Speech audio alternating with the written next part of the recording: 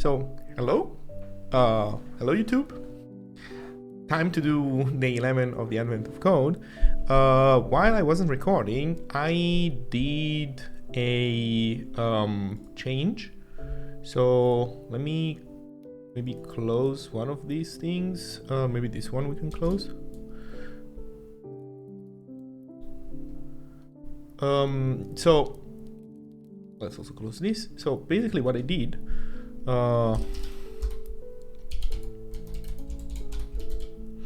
is that I created inside AOC, inside my AOC folder, a Nix shell that allows me to use the Zig version that we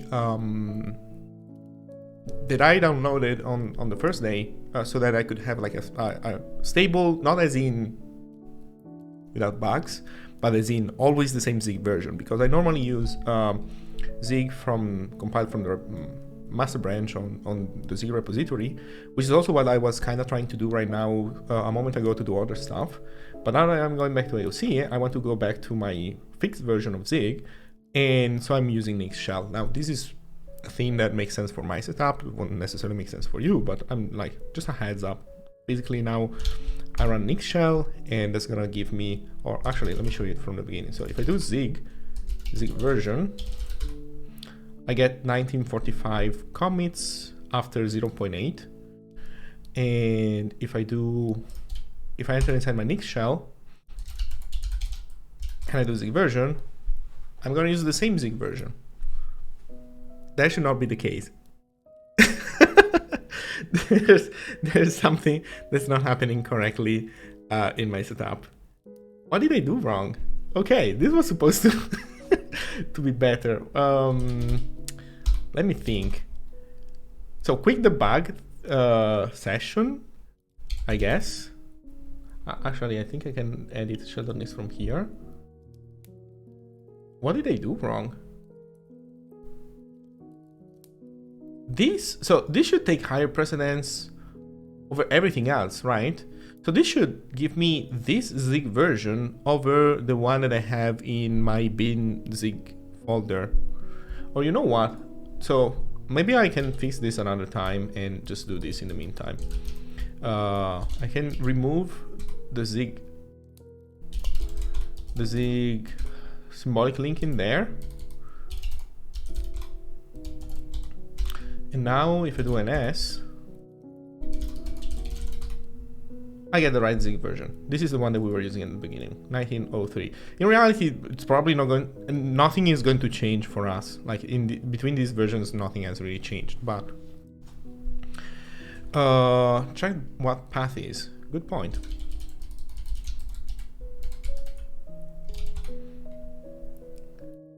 Oh yeah, so this basically gets prefixed. Yeah.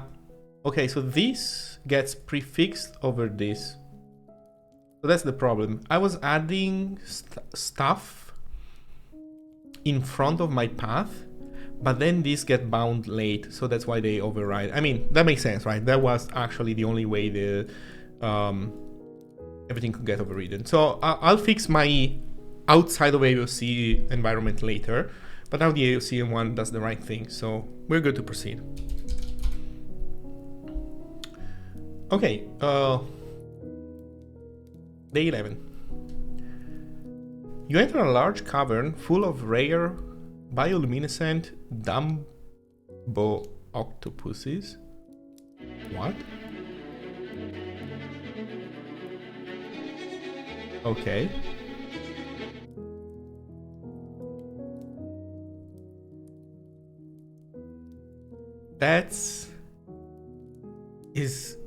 Is that cute? I don't know. Okay, they're interesting. So there are 100 octopuses arranged neatly. Oh, sorry, they seem to not like Christmas light, the Christmas lights on your submarine, so turn them off for now. There are 100 octopuses arranged neatly in a 10 by 10 grid. Each octopus slowly gains energy over time and flashes brightly for a moment when its energy is full. Although your lights are off, maybe you could navigate through the cave Without disturbing the octopuses, if you could predict when the flashes of light will happen, each octopus has a energy level your submarine can remotely measure as an energy level. Your submarine can remotely measure the energy level of each octopus, your puzzle input. For example, okay, there's a bunch of octopuses. The energy level of each octopus is a value between 0 and 9. Here, the top left octopus has an energy level of 5, the bottom right energy level 6, and so on. You can model the energy levels and flashes of light in steps. During a single step, the following occurs. First, the energy level of each octopus increases by 1. Okay. Then, any octopus with an energy level greater than 9 flashes. This increases the energy level of all adjacent octopuses by 1. Oof.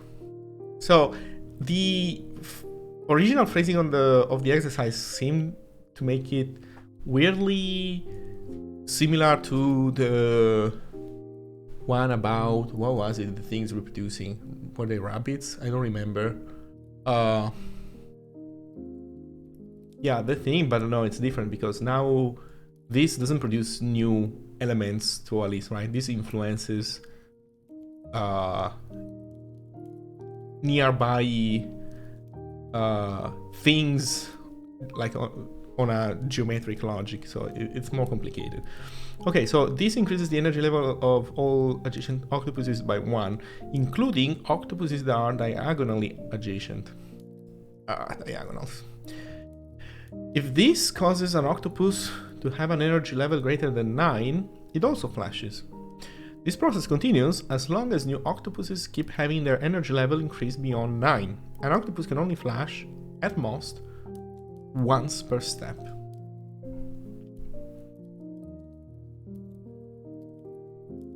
This is probably kind of important.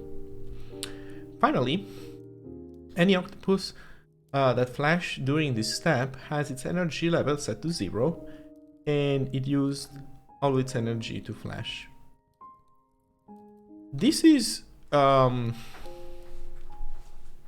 interesting because, so basically, thinking about this very briefly, you have a bunch of elements that like flash, a bunch of octopuses that flash. They propagate some energy in their vicinity, and they themselves potentially receive some energy back. But if they have flashed, they need to end that tick with 0 energy. And potentially, like if you don't account for this, you might end up in a situation where one octopus flashes, then another nearby octopus flashes, maybe after, because of other octopuses, I don't know. And that should give 1 energy to that original octopus, and you end at the and you get to the end of the tick with that octopus with energy 1, but you don't want that. Okay, adjacent flashes can cause an octopus to flash on a step even if it begins that step with very little energy. Consider the middle octopus with 1 energy in this situation. Yes, so all the ones around it flash, they give it a ton of energy, and it also ends up flashing after that.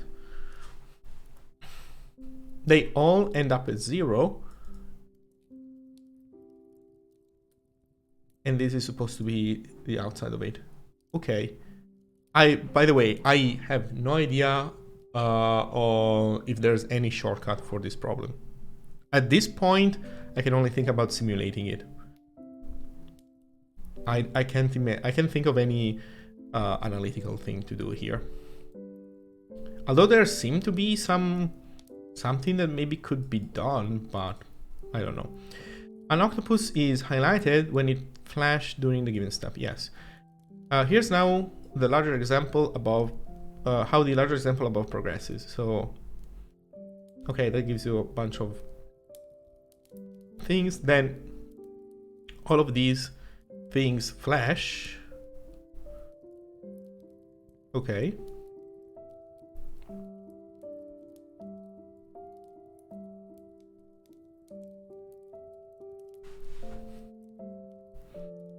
After 7, 8, 9, 10. After step 10, there have been a total of 204 flashes. Fast forwarding, here's the same configuration. Oh shit. Here's the same configuration every 10 steps, every 30 steps, every 40 steps, every 50 steps. Oh no, wait. Oh no, okay, so, okay, I thought this was saying something about like cyclical stuff. No, this is just saying that it's gonna skip some steps. So, okay, 20, 30, 40, 50, wait.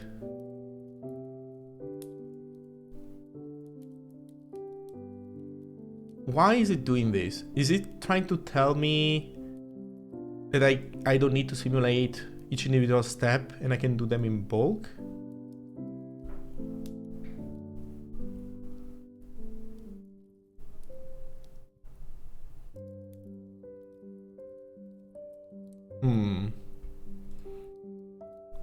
Step 40, step 50, 60, okay. Oh, it's just compressing the examples, okay. After 100 steps, there have been a total of 1656 flashes. Given the starting energy levels of the Dumbo octopuses in your cavern, simulate 100 steps. How many total flashes are there after 100 steps? So, here's tricks that I can think of. I don't know if they are going to be worth it, but one thing that you can do is, as you scan through everything, you can record what the max value is that you found. So let's say that at one point you find out that the max value is 5. You know that instead of stepping by 1, you can do a by 4 step, so that you bring the ones that have the highest value to 9 before any thing with side effect happens, and then you go back to stepping by 1. So like you can do a small jump forward when everything that would happen is just increased by 1. Point number 2. With the rabbit thing, I don't remember, were those rabbits or were they something else? I don't remember the day. No. Yes, this one. Day 6. So in day 6, we were looking at, lanternfish. Okay, oh yeah, right, there were fishes. So in this, the trick was that since these fishes were reproducing every 9 days, more or less. And the idea was that basically you could transform, because you knew that all the fishes that are in the same, like they are synchronized by day, they all tick at the same time. And they always stay in the same equivalence class. So like all these 1 fishes, they're going to spawn a fish immediately, and then they all move back to 7 or whatever was the cooldown for fishes to reproduce. So can you do the same here? The answer is kinda yes, kinda no, because stuff is always going to progress one by one, right? The trick where if you see 5 as the highest number, then you can go up by 4. Like you can do a single by 4 step instead of having to do one by one. The problem is that when you hit that 9, thank you for the follow, by the way, Petro. But so you hit that 9, but that is going to influence the equivalence class of all the members next to it. And that's geometrical information that you don't have if you just have a bunch of buckets. So you could do the equivalence classes, but you need to retain geometrical information. So you need to know, for example, that when let's look at this simple example, right? So at the beginning, all the 1s are in the same equivalence class. All the 9s are in the same equivalence class, but when they pop, they scramble all these classes. So at this point, and you need to know, you need to have a concept of coordinates in your system somewhere. So at this point, it almost isn't worth it to do the buckets, I think, because since you still need to keep coordinates around, be it a hash map or a matrix, I don't know. But at that point, it's like it seems overcomplicated for maybe no benefit at all. Maybe some benefits. I don't know. Not really. You need to keep coordinates about everything. There's no clean way, I think. Okay, let's look at our input. Now the input is gonna be giant. What? This input is super tiny, so it means that we are supposed to go back and forth and look at it multiple times, I guess. So we can I guess we can afford to have an algorithm that is what, quadratic or something. It's like more than linear for sure.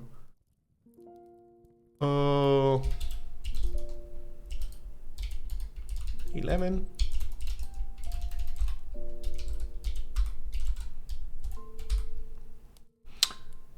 Cool. So we're going Sublime.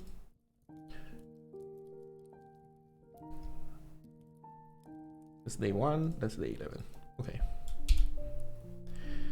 I failed to copy from Mac.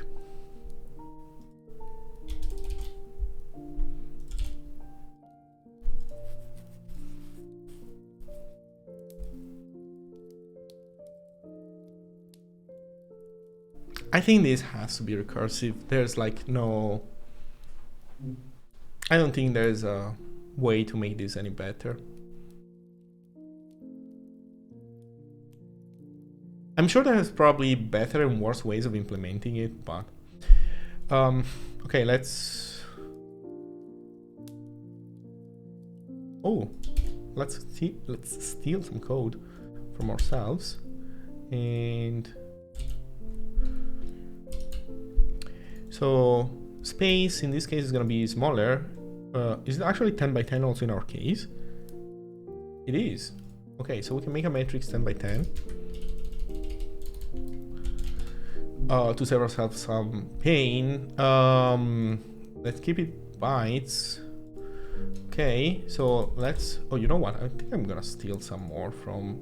I think day 10 is where we were doing these hacks, right? Oh no, you know what? Maybe it wasn't day 10, maybe it was day 9. Yeah, it was day 9.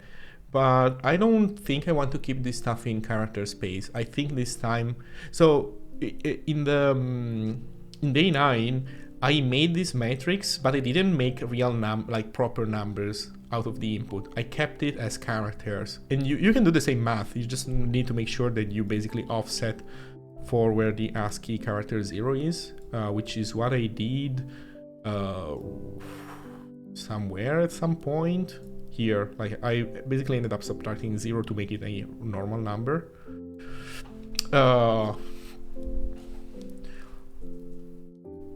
But I think in this case we are going back and forth on this data a bit too much to do that, I think. I don't know, I mean, it's still a number, you just offset a little bit. Is it worth to have to think about characters every time just so you can build the matrix this way?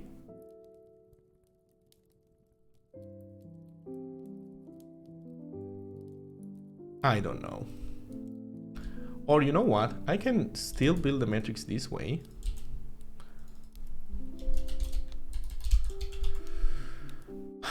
So here's what's going on. We're tokenizing the input for each line. So each element of this iterator, live coding, thank you for the follow, welcome to the stream. So each element of this iterator is going to be a line. Each line, we basically assign it to our matrix. Like we copy the entire string and we paste it immediately into an element of our matrix. An element, I mean a row of our matrix. Then what we can do is something like for row cell, also need a pointer to cell because I want to do side effects to it. Cell dot star minus equals 0. Okay, so this is actually like a not too painful way of saying, okay, we copy all the characters, but then we immediately transform from character space to integer space. So now a 0 is actually a 0, not a character 0 after this. Okay. Then basically what we have to do is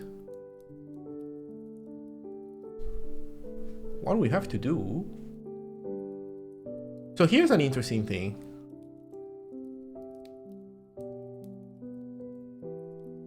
Oh man, this is gonna be so interesting. I'm starting to think that I don't want bytes. I think I want I8 instead of bytes. Let me think about this. Or maybe I want a parallel matrix for this. I think I want a parallel matrix for this. So I'm gonna also build a parallel matrix. I'm gonna call it spent. And it's gonna be just a matrix of booleans. So here's the idea. I think my plan is I do a linear scan and I find all the numbers. So I do a linear scan. As I do a linear scan, I increment everything by 1. Then I keep track of all the cells that are above 9.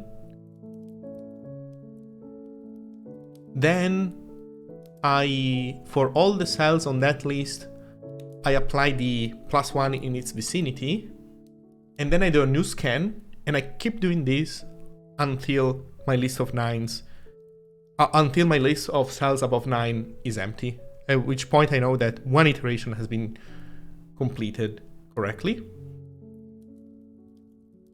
Point number 2, I need to keep track of cells that have gone past 9, have been exploded back to 0, but now they're spent, so they should not be increased anymore.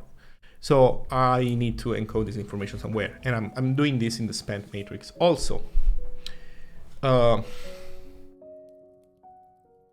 need to make sure that I reset the spent matrix every iteration at the right point. So we also need to make sure of that.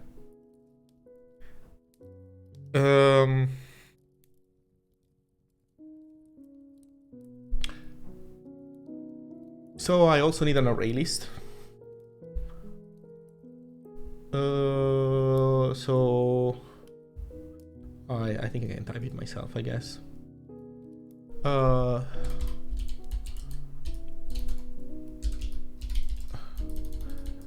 Must meet is an array list of what? Of points, positions, pause. Let's call it pause, and pause is a struct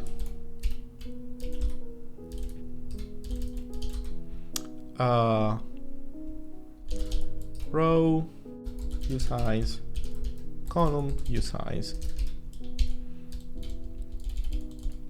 So it's an array list of positions.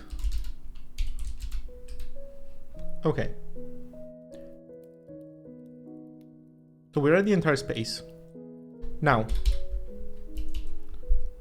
I'm gonna label my loops right away so that it's easier for me to see which loop is doing what. So the outer loop is definitely gonna be the tick loop, right?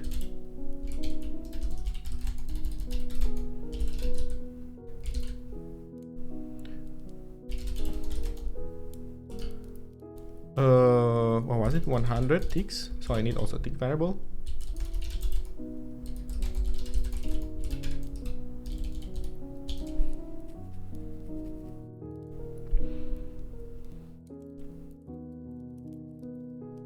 I'm scared of doing a off by 1 error in here.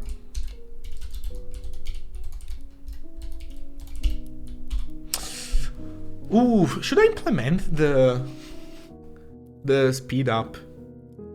Not really, because at the end of the day, basically when no octopus is going to explode, you just do a linear scan, so whatever, it's gonna take 1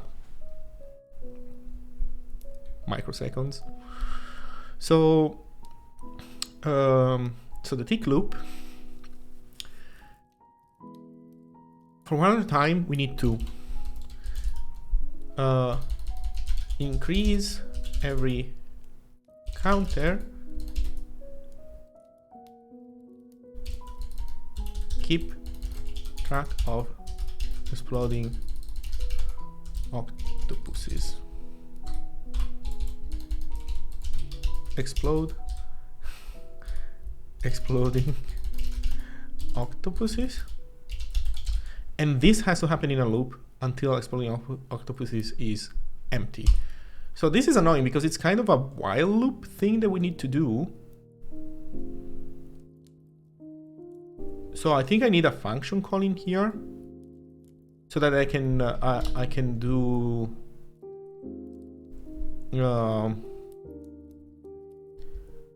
yeah, so like increase counters,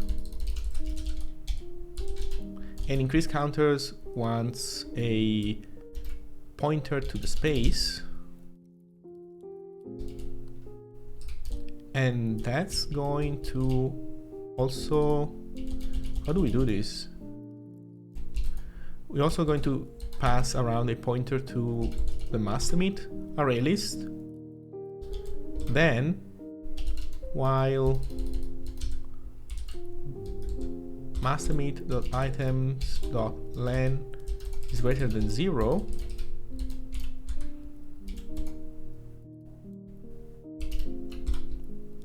we're going to, I don't know, somehow, this doesn't need to be a function, we can put the code in here, I think.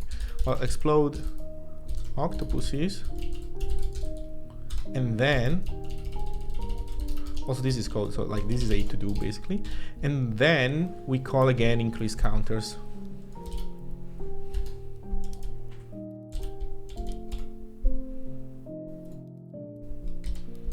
I think that's basically the structure. So we call increase counters, and the increase counters is going to look at the master meat list.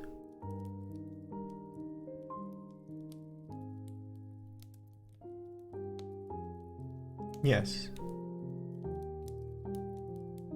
Okay, and this is a tick. So this is, I think, the general structure that we want for this stuff.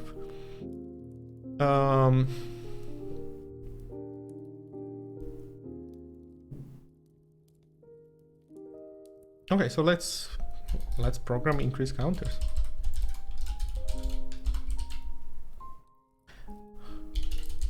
So space is a pointer to, you know what I can do? Instead of passing pointers around, I could make global variables. But whatever. So it's a pointer to a 10 by 10 U8 matrix. Then master meat is a pointer to an std.array list of positions. This function only has side effects. There's also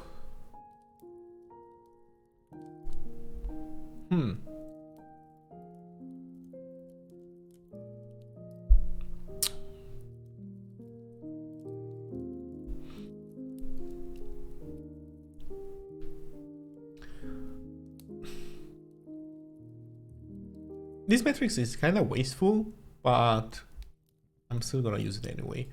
So let's add also spent.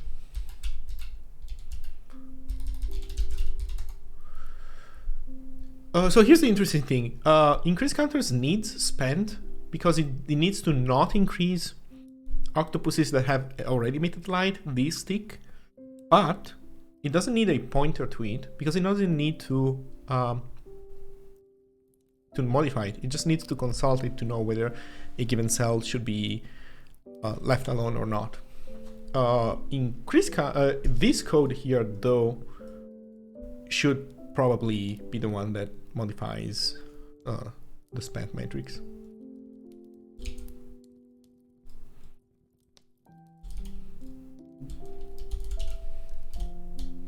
So no pointers. And for people that don't know Zig, so also let me put this everything on a single line, everything on a different line. Okay, I wish I could. Why doesn't it do it? No such file or directory Zig. Oh no! This Sublime doesn't come from my shell. Can I quit it and do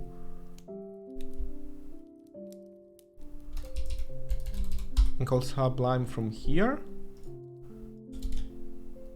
Yes, now it works. Awesome, awesome. So now Sublime is also using my Zig version, which is precisely what I want. Neat. Okay, so by adding a trailing comma, I put every argument on a different line, which is what I wanted. It was a bit too long. So as I was saying, if you don't know about this, if you don't know Zig, this is not necessarily copying the entire 100-byte matrix around. Zig internally will rewrite this as passing a pointer to the function. Like if this were, I don't know if 100 bytes is too much or not, because it's like what, 2 registers on 64-bit machines. No, I'm saying something stupid, I think. But the point is, I don't know how much this thing is going to, where the cutoff point is. But it doesn't matter. The compiler is going to do the right thing for us. So basically, we are, by passing the value instead of a pointer to, what we're saying is, we don't care about modifying this, so it's up to you how you want to pass this around. We don't care. Okay, so how do you increase counters? Also, I need to pass spent in here too. How do you increase counters? Well, okay, should I do this with a nested for loop? I see no problem with this actually. No, it's better if I keep coordinates around, but actually the for loop is gonna give me coordinates if I wanted to. I think I'll use a for loop. So for space, give me a modifiable row and row ID, row pause. Should I call it X and Y? It should be Y. Let's call it I. Yeah, so in all the other exercises I called it Y, so let's keep I. So let's keep I. And then for row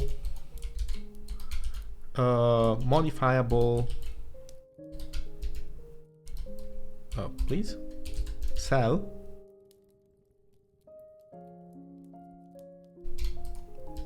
and that's gonna be the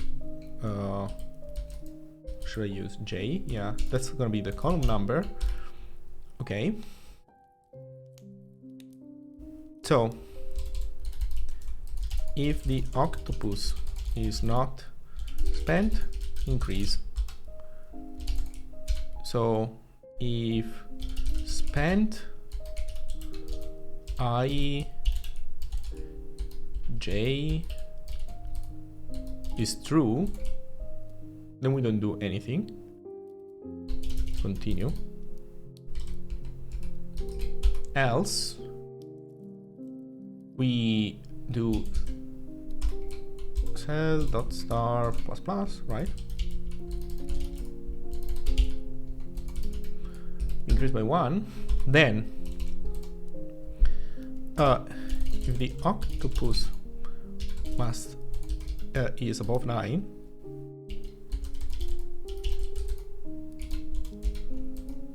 add to init list.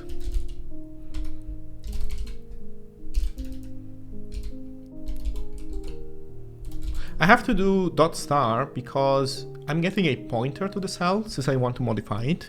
And if I want to refer to not its pointer but its contents, I need to do dot star. In Zig, you don't have always to think about this. Like, for example, I can do space dot items. No, sorry. What is it? Master meat with an array list dot items. Like, master meat is a struct that contains a items field. And I can do dot. In C, this would have to be like an arrow, because master meat is a pointer, and so you need to dereference it, and then you can do dot items if this were C. But in Zig, you can do dot directly, and Zig is going to do the right thing. The problem is that this works for like structs and their properties, but there's no way of saying whether I want to increment the pointer or whatever the pointer is pointing to. So you need to be explicit about this. And that's why we need to do dot star. Okay, so if the cell is greater than 9, then we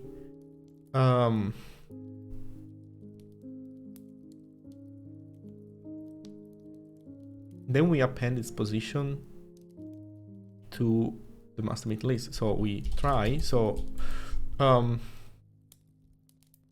right, array list needs an allocator, which we didn't give to it. It needs to allocate memory to enlarge itself when necessary. So we need to fix all this stuff. Okay, so this function can fail because master meat.append can fail. So this is, we need to add a position. In Zig, you can also use like anonymous struct literals to, like, you don't need to specify the post name. Zig knows already what the type of what the type of the thing that append, what type of argument append expects. So you can just use an anonymous literal, and I'll just do dot row equals I, yeah, and dot call equals J. Also comma, so that it goes on multiple lines, yeah. Okay, so we append the coordinates. Oh, and then we continue. That's it. We don't have to do anything else. I think this part is just like this. So we get to the end. We don't have to return anything because we applied side effects to the original space. We keep reusing the same array list, so that's cool. As I said, I need an allocator, so let me go fetch an allocator here. Would you look at that? How nice. Still need some more code for myself. Okay, so now we have an allocator, and we pass that allocator to the array list, which, by the way, this doesn't try because init saves the allocator, but it doesn't use it immediately to, like an array list that never gets appended anything stays empty, so it doesn't allocate any memory. There's another init with capacity function that you can call to immediately allocate it with a given capacity straight up, but it's fine. I don't think I need that. So if the octet is above 9, we add it to the list. This happens. We are happy. Then if there are octopuses that need exploding, we must explode them. So this is the to-do. And so how is this going to work? Basically, we need to empty the array list. So we have two options. We can do like a for loop, and then we empty it, or we pop them from the array list one by one. There's not much difference, I think, there, although popping does make some changes in the array list every iteration. If we just do a for loop and then all at once empty the array list, it's basically the same result. So maybe that's what I will do. So for mastermeet.items, we're gonna get a bunch of positions, and then immediately after we need to reset, right, the mastermeet. So mastermeet dot empty. I think that's it. So empty. Actually, I think we want empty. It has a different name, like empty retain capacity or something like this. So here's an array list. I think I used this already. Oh, maybe I didn't use it here. I think I used it, what was yesterday or a couple of days ago? This was more recent. So here's an array list. Yeah, look at this, clear retaining capacity. That's what I want. So basically I want to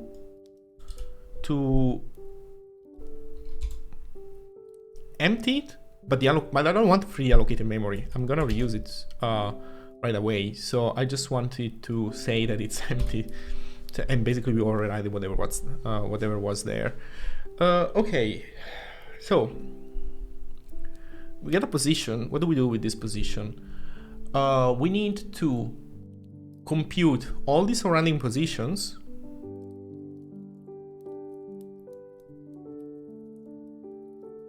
God damn it, there's something wrong in my code.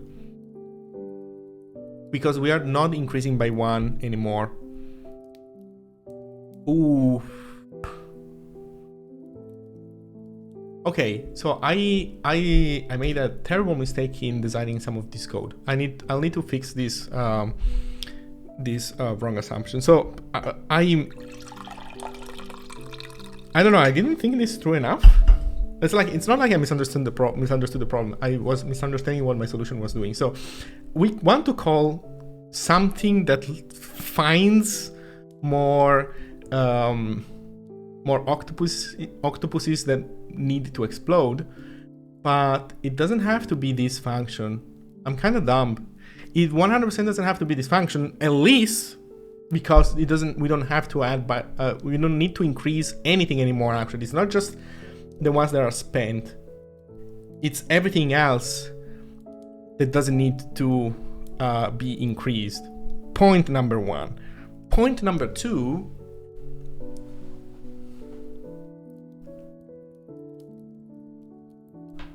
Point number 2. If an octopus explodes, which other octopuses could possibly need to explode more? It's gonna be the ones in the vicinity that we just increased. So we actually, as we do this, we can append to the mastermeet list, which means that probably using pop and append logic in here is what we want. So we need to reevaluate some of the things that I did here. Here's what I'm gonna do. No more functions. This only has to happen once this way. So that's what I'm gonna do here. Immediately, no functions. Here we increase everything, and if we find something that needs to be appended, we append it. And then exploding the octopuses is gonna be like this. While mastermeet.pop or null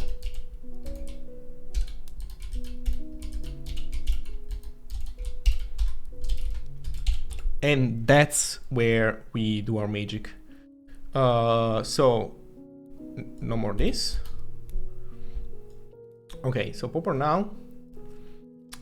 We get the point. We get the position. We need to compute all the surrounding positions, which is annoying. That's gonna be what, 3, 6, 7, 8 positions.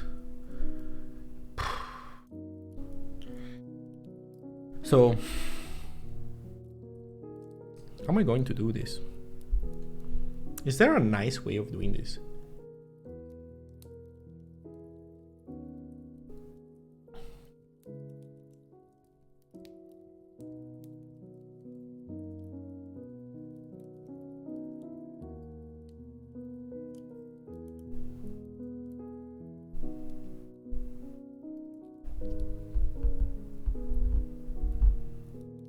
The problem is the borders, right? The borders are really annoying. That's the problem.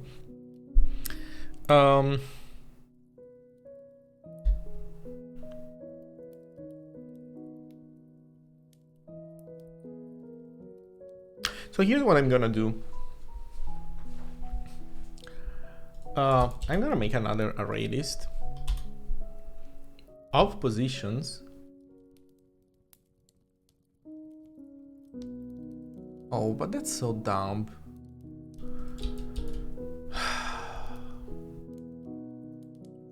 I hate matrices that have borders.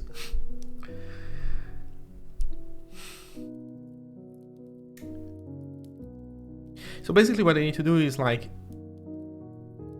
if, I don't know, let me start writing this in the naive way, then I'll see if I hate this too much and I'll switch to something else. But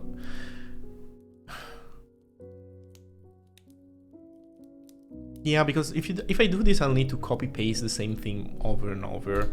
I don't want to do this. Okay, so I basically need a varying length array of some kind where I'm gonna put the valid positions that I can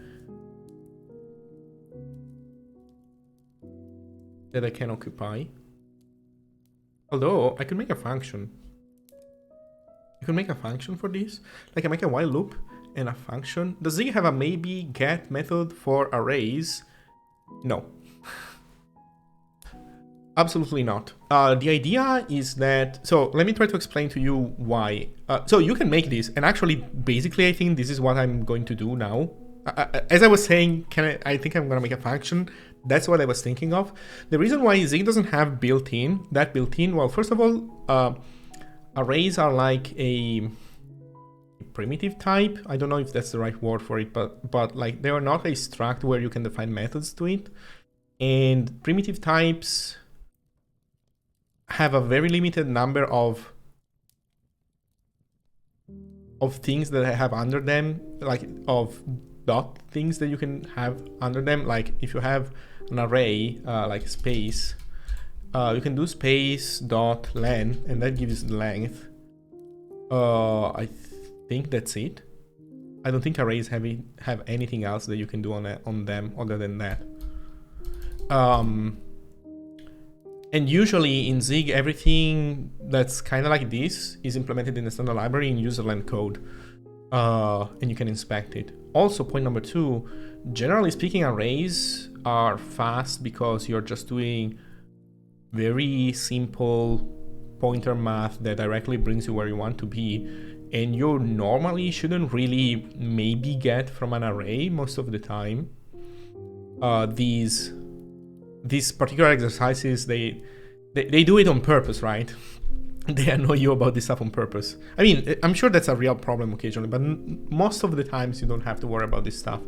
So long story short, if you want this, you basically have to do it yourself. That said, maybe there is a place for that in the standard library. So not as a dot thing on the array, but maybe there is a place somewhere in the standard library where this could be a reasonable function to have. I'm not sure actually. I don't know what the correct philosophy should be for the standard library, but that's certainly a place where you could put something like this. Zig has overflow checks anyways. Yes, it does. It panics. So the default behavior is that if you try to access the wrong index of an array, you get a panic because it's considered a programming error, right? Which is, I think, another point that relates to the whole philosophy idea. So a panic in Zig is 100% a programming error. Something happened that definitely should not have happened. So if we want a maybe get function, that's not the case, right? It's not becoming a programming error anymore. It's something that we expect. And that's not how Zig expects you to use arrays normally. But I mean, we can build it ourselves. So let's call it maybe get. I'm gonna steal your name. So maybe get from an array. Well, it has to be a matrix, right? I can also make it more general. So I'm gonna make this any type. So this is gonna work with, you can pass any type as the first argument. If I were to do this in a nice way, I would add some type checks. Oh, that's annoying. That's annoying because I need to return something. Okay, so I'm gonna make this ugly. So, okay, never mind. I could make this more generic. The problem is that I would need to add a bunch of metaprogramming to ensure that matrix is actually a 2D array for real, then extract what the child type is, and then put the child type as the return type. But that's a lot of work for a throwaway function that I'm going to use once. But maybe that's what it should be in the standard library. I don't know. Or maybe not the standard library, but maybe a matrix utils third-party package that somebody writes. That would 100% be reasonable, in my opinion. So, okay, let's go back to the precise types so that we avoid some useless metaprogramming work. They're bytes, right? Yes, so we get these, and then we get row. How should it work? Return value at index if, well, we basically make it return an optional value, and we return null if we can't do it. So maybe get this row. Oh, so here's also the funny thing. God damn it! Here's the funny thing. I'm gonna do I and j minus 1, but if I is 0 and it's a U size, it's gonna overflow. So it's not gonna give me a negative number. It's going to give me problems. So I need to account for these too. Row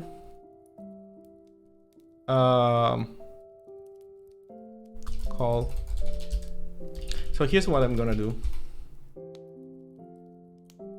I think I'm gonna use the overflow functionality explicitly.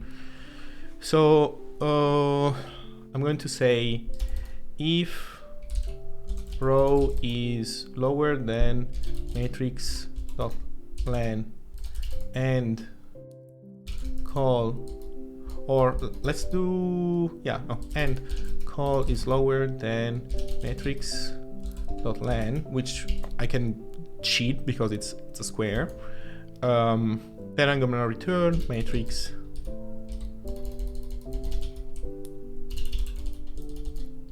row call return.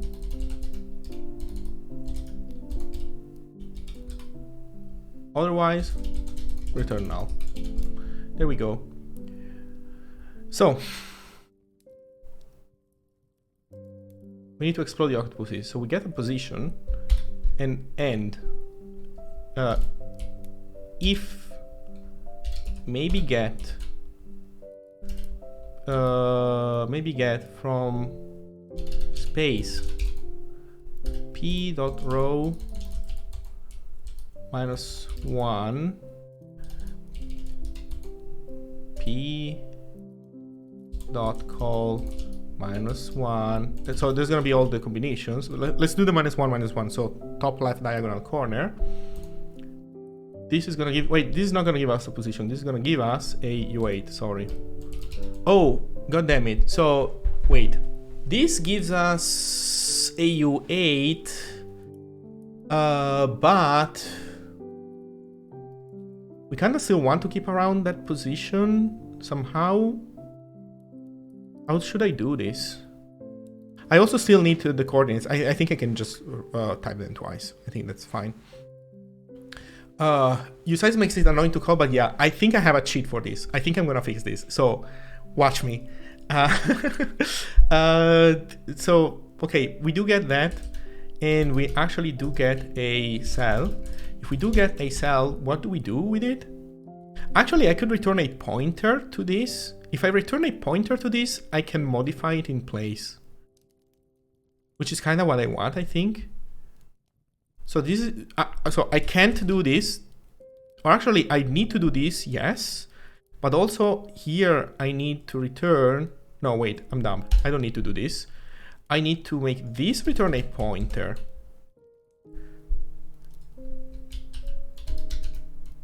So this returns a pointer to this cell, to this bind. I get this cell, and then, oh, I don't know if I need to do this or not. Okay, this is the philosophical thing that I always forget. What's the right one?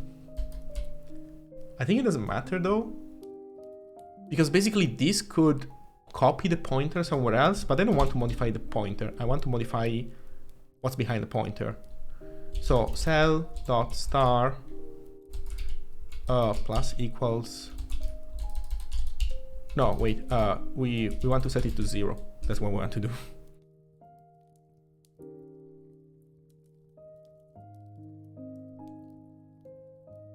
Wait, what am I doing? Sorry. Let me take a step back. I think I'm mixing the wrong thing. We find the current position, which is the one that this is the one that's exploding. This is the one that we are that we need to set to 0. The one nearby we need to increase by 1. Okay. Plus equals 1. Or rather, if it's already at 9, it's fine. We increase it by 1. I like managing features, but there are also these very verbose constructs with enforced manual bookkeeping. Lines 26.7 could be Ruby 100 times tick. The problem is that we don't have blocks. Like, we don't have this concept of like a block that captures stuff, and or rather it's more custom. Like, some constructs have this, but we don't have the generic block concept that as an object that Ruby has. As for this one loop, I don't know. It's so I think that you're making the one request that I think makes sense. The most reasonable version of the argument where somebody wants a more high-level feature, which, by the way, I don't think I need the tick loop at all anymore, where it's basically you would like a range, right? Maybe with this syntax or something like, I don't know, range 100, and then you do stuff. We don't have a range thing. Some people have been asking for it. In any case, so these constructs, by the way, these are useful though, because I'm doing something that in Ruby you can't do, you don't express the same way. Here I'm actually trying to be clever with passing around pointers so that I immediately can touch the value that I want to touch.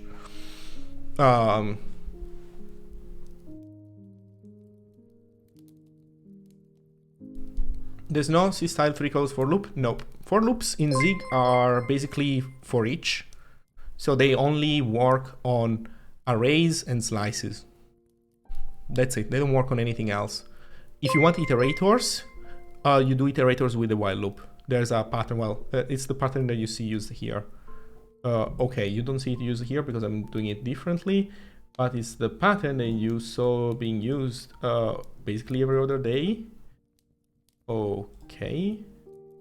So this is the pattern. Like, tokenize is going to give you, it's an iterator. It's going to give you a bunch of tokens. You don't know how many.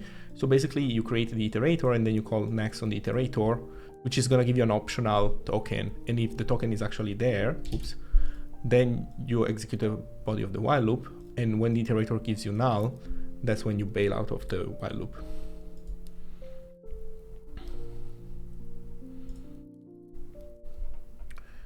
Okay, so as I was saying,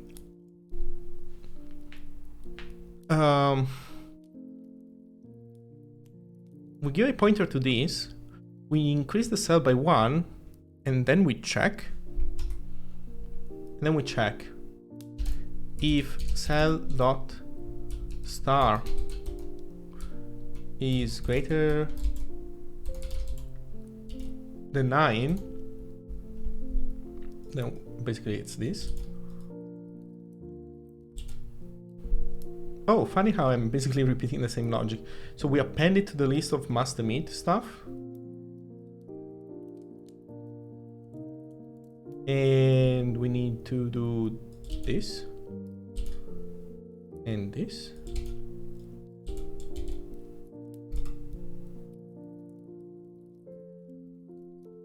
And I guess we do this same thing for all the 8 positions. Which is why I wanted to basically put all these positions in some kind of list so that we didn't need to copy paste this multiple times. Because if I then do if maybe get blah blah blah, so how am I gonna do this? Here's how I'm gonna do this. Var positions equals an array of 8 optional positions, and we need to set it to null. So so it's gonna be 1 set to null times 8. So we have an array of 8 null positions. Then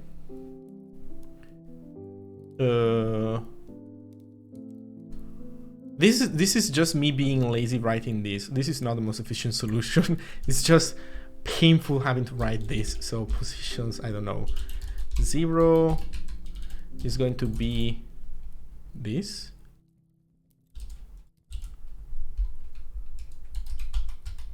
And we do the same 8 times.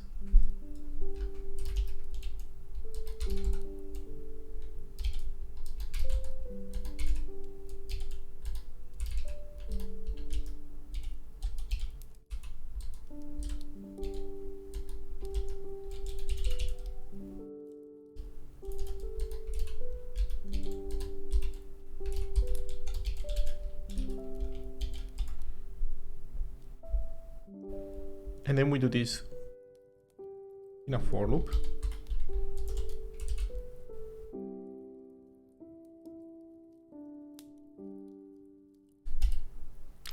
The problem with this is that we cannot, it's not an iterator pattern because we cannot stop at the first null that we encounter. We need to go, we need to check all the 8 positions, and just it's going to be, this is also why it's wasteful.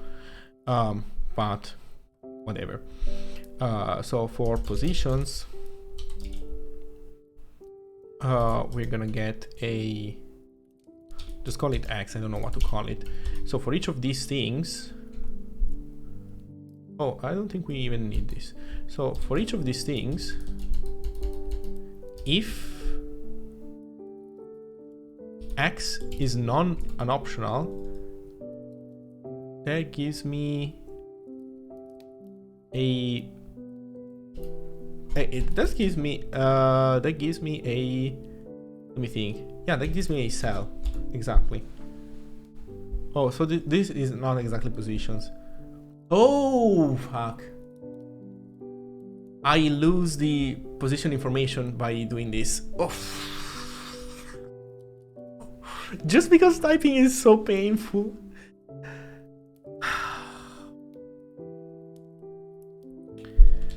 Let's undo this stuff. Copy paste this.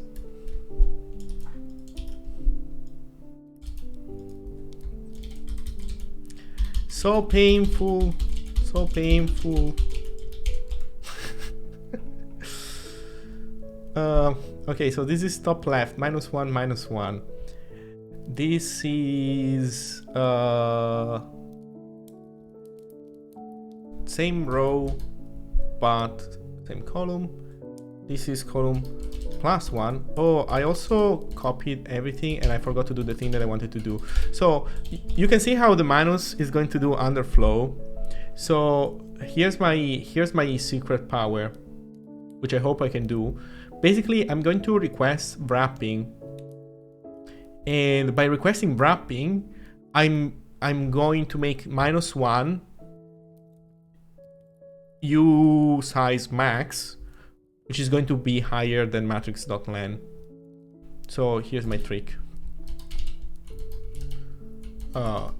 It's here. So every time I subtract, I just do it requesting wraparound explicitly, and that's gonna make it work as expected.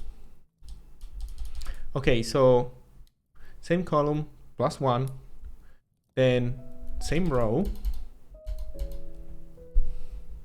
Oh, let's see what people are saying.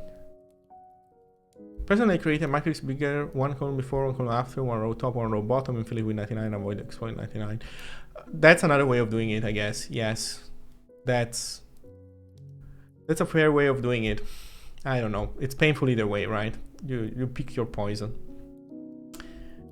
So 3 top, same row, -1. Then same row, +1. We want to avoid ourselves. Then 1 extra row, -1. 1 extra row, same call.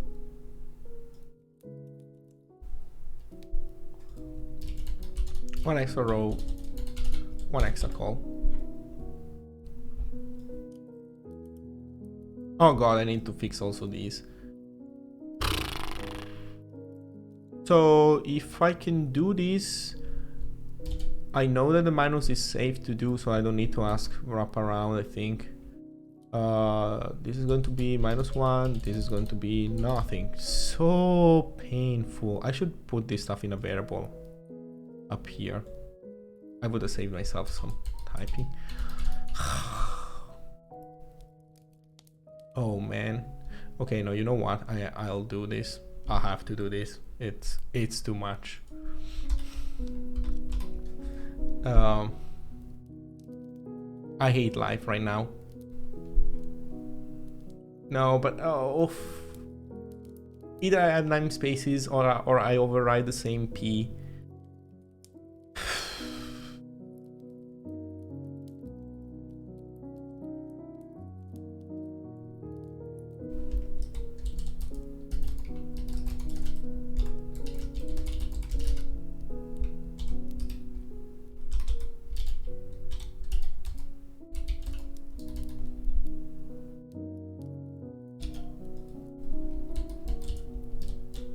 This is so terrible. No, you know what? I'll just keep editing everything. This is so painful. So let's see. Is line 55 return null returning the optional? I think you were talking about another line 55 maybe than before. Can you give me an updated line number to get an idea? Because I think I made some changes. Was this line 55? Or this one?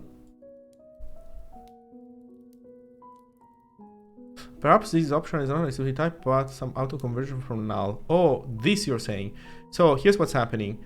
I think that's what you're saying. So I declare the type as an optional of anything, and when I do return, I don't need to explicitly say, yeah, okay, I think I know what you're saying. Like if you're comparing this with result from Rust, or okay, I know the result is not optional. I guess there's optional. So let's say that there's optional of where's the diamond brackets of U8. So I don't have to explicitly say I'm gonna return an optional in this case or in this other case. In Zig, you like these optional result from Rust, which in our case are error unions. They are special cased into the language. So the option is a question mark, and you can at that point return null or an instance of what the type that the optional is wrapping directly, and it's gonna work. You don't need to be explicit about the type in this circumstance. Same with errors, because they are not normal generic types in the language. They are like, as I said, special cased. If they were like normal generic types, you could not do this way. Minus, minus, minus, nothing, minus, plus, nothing, minus, nothing, plus, plus, minus,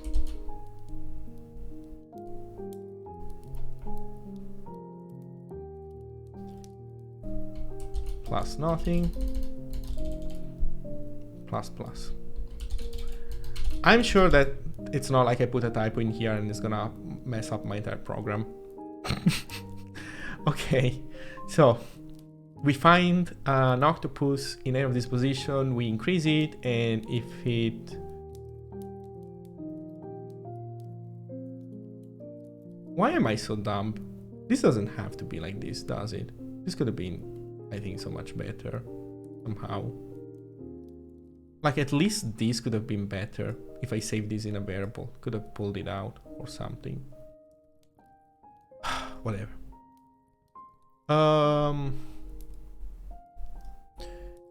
So now we explore the octopuses. We need also to set the current octopus back to 0. So we need to do space p.row p.call equals 0. So we reset the current octopus, and we need to mark it as spent. It's interesting that the question mark is basically a union of null. Yes. Does it plan on supporting other union types? It definitely does already. The problem is that optionals and errors are special cases in the language for a couple of reasons. So, okay, let me show you unions in general. So we have enums, which enums are just enums. So just like fancy numbers. And then from enums, you can do, well, you can do unions. So unions in Zig are like this is a non-tagged union. So this is a union that can hold all these types, but you need to statically know in the language which case you're in. And if you use the wrong case, that's a panic. And those are useful because C uses these things. Then normally what you want to do is have a tagged union. So a union plus a runtime tag that tells you which case you're in. Kind of more useful in my opinion, or at least in modern days. Which here you can do explicitly. So basically you combine this enum with this union and you get a tagged union, or you can also do it, implicitly. So you basically say union enum, and that's like a tagged union where the tag is your case is here. So this is a Rust union, pretty much. So in Rust, like I think you don't do the previous ones, or rather, if you want an enum, you do like an enum with void values. In Zig, you have enums explicitly. Small differences in any case. So real unions, check, pretty useful. We use unions to do runtime polymorphism often. So Zig doesn't have a built-in interface type, so you have to make your own interfaces. And that's the annoying part, right? You have to make your own interfaces. The cool part is that when your language gives you an interface type, it binds you to a specific implementation of how to do interfaces. And in Zig, since you have to make your own interfaces, you can choose what the best implementation for you is. So occasionally, tagged unions are the correct way of doing runtime polymorphism. Occasionally they're not. Maybe sometimes you want like a B-table thingy, you can do that too. And there's also other ways. There's also other funkier ways of doing interfaces that are used by the Zig standard library. But again, depending on the case, like, not that every single program cares about how interfaces are implemented, but sometimes a program does, and you can get it right if you want.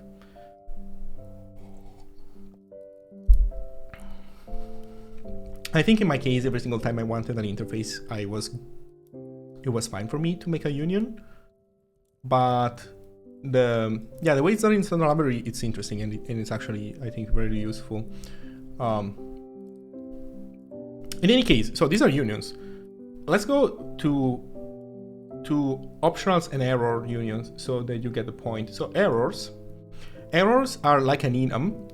So they have a name, but they are basically error codes. So like this is 0, 1, 2, or I don't know if they start at 0, but well, you get the idea. But they usually are more useful as error unions like this. So this function returns exclamation point U64, so it can return a number, or if something bad happens, it returns an error. So these things are special case in the language because Zig needs to know when something is an error union because it produces error traces. So an error trace is...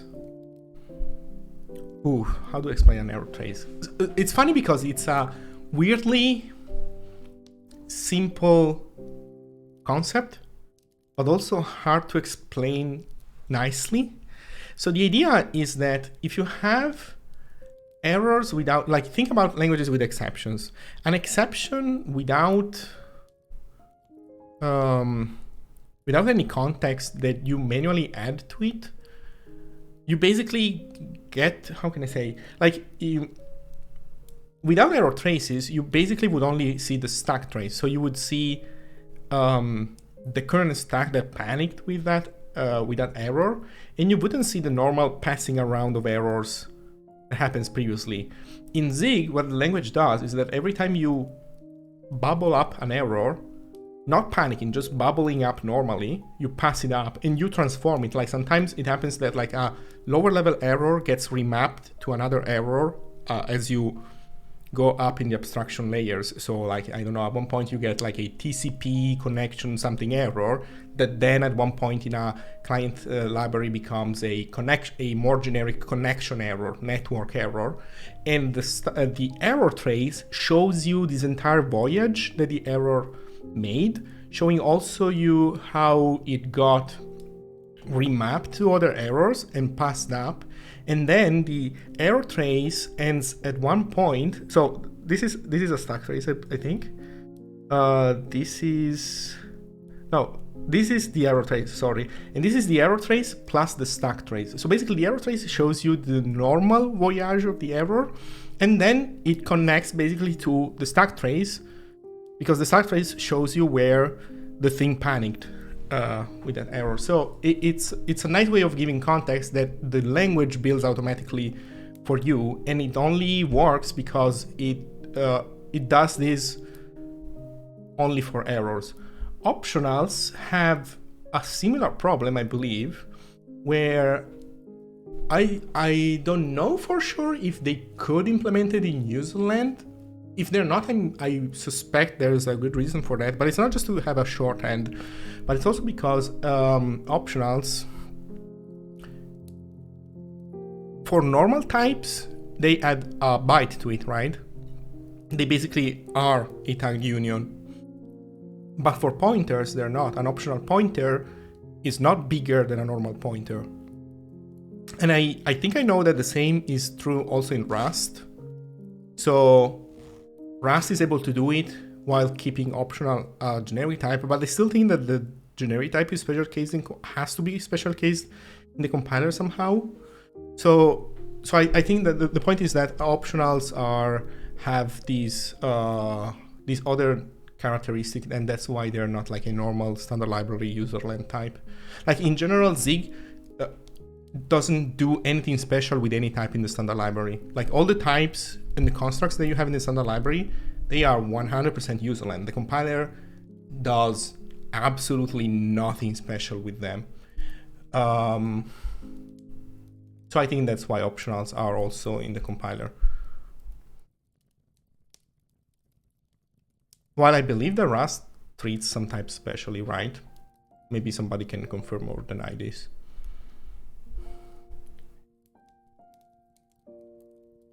Rust uses niches for that type of optimization. Yeah, I don't know precisely how that relates to everything else. Is it possible to declare certain values as sentinel values in Zig? Absolutely yes. So if you have like a const my string is going to be a constant pointer to an array of 5 U8s. So this kind of works, but string literals in Zig are null terminated, so you know that there's an extra null byte at the end. But if it's not a string, let's say that it's like I don't know, send like see something magic array. Maybe you have some stupid C API that gives you a pointer to an unknown number of whatevers. T underscore, no, what is it? Whatever underscore T, that's what they do, right? And you know that the final whatever is an unknown number of pointers to whatever, so it's like an array of pointers. Then you can know that the final pointer is going to be null, underscore T, sorry, not 0, but null. So you can do that too, although you could argue that null is pretty much 0, that's fine. But you could have then an array of whatevers, and you could have a special whatever be your sentinel.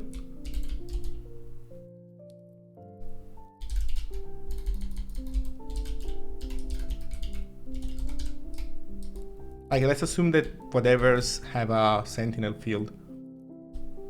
I don't actually, so for structs, I think this is a bit complicated. I'm actually not 100% sure if you can do this specifically. Maybe there's some corner case that I'm missing out. But the idea is that, yeah, you can put arbitrary values as your sentinel, because that's what happens in reality. So null terminators, I guess, are the most popular type of terminator because of strings. But it happens occasionally that you have like a maybe you have a ring buffer with a sentinel value, and yeah, you can do that.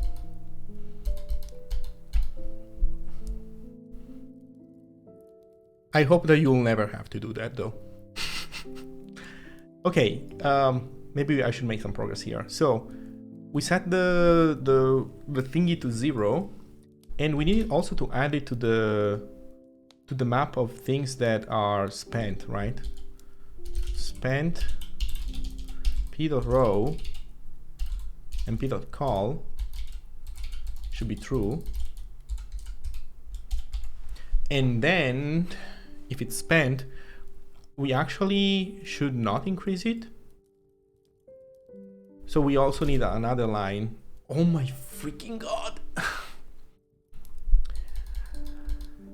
Oh my freaking god. So here's, I'm gonna do it.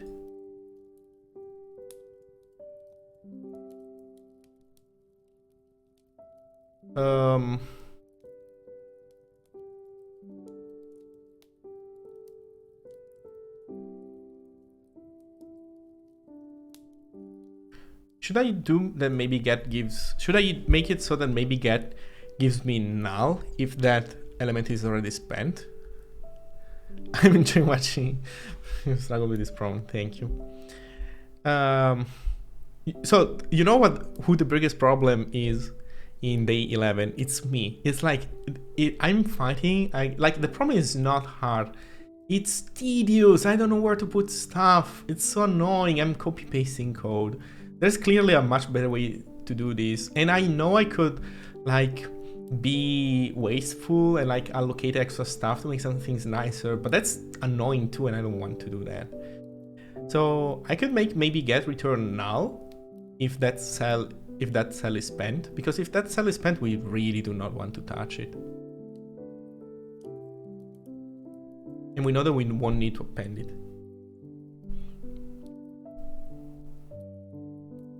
I think I'll do that.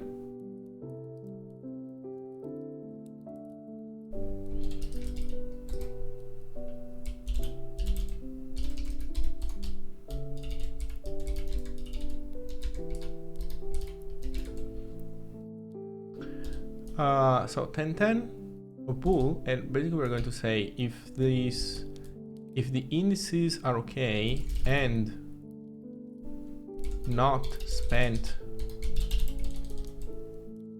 row call, then we return it. If it's spent, we return null. Now we need to add the spent argument here.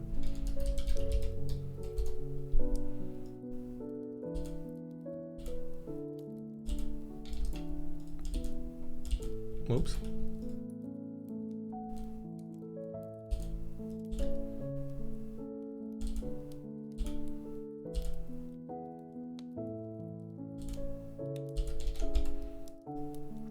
Okay.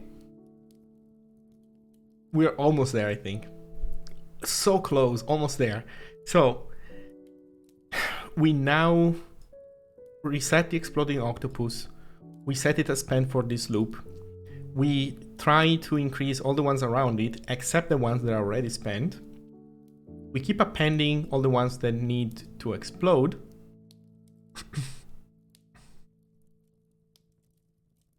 We don't increase nor append the ones that are spent because we know they're back to 0 and they don't need to be touched anymore for this loop. Ideally, this thing at one point is gonna end. We're not gonna have any more things that need to pop. We start a new while loop, and as we started a new while loop, we need a new spent array. So I basically create the spent array in here so that it gets re-zeroed every loop, and I think that's it. Must emit is gonna be reset, so this needs to be empty before we go to the next tick. Are we finally done? I need only to do the thing. How many total flashes are there after 100 steps? Okay, so let's count the flashes. Must emit var total flashes usize equals 0, and every time we do this, we increase also that.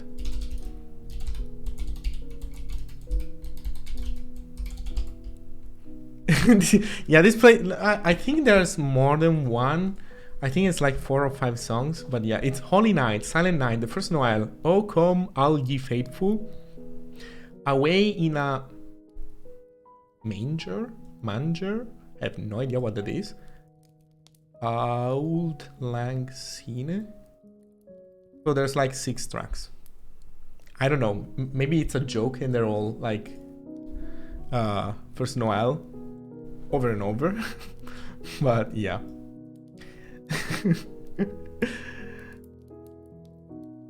Are we finally done with this thing? Let's see.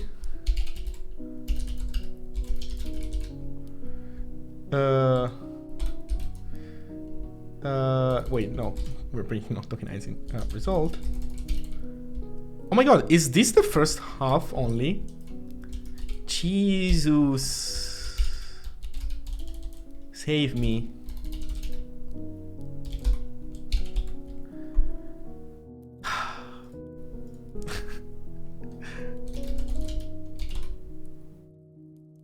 Okay.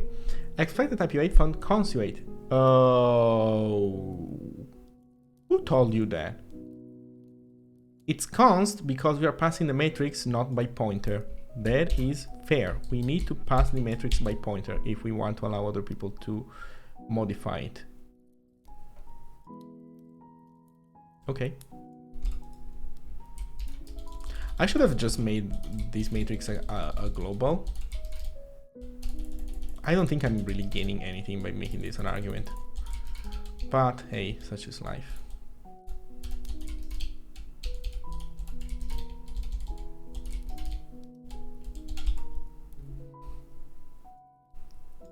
Only one for Christmas is code that runs. Nice. Probability of being correct is very low. Ouch, you think I have... Oof, I have an integer overflow. Yeah, where's my wraparound operator? Where did I forget my wraparound operator? Here I forgot my wraparound operator. Okay. I guess I forgot it in multiple places then. This is very interesting. Wait, did I not save? Okay, I did not save.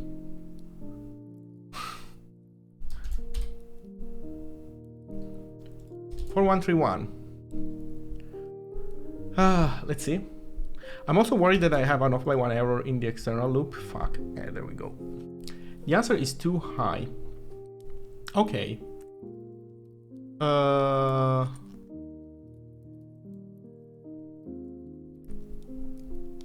So out of curiosity, could it be that I should do one less loop? That's right now my main worry, because I'm not 100% sure. Actually, I think I can look at the input and no.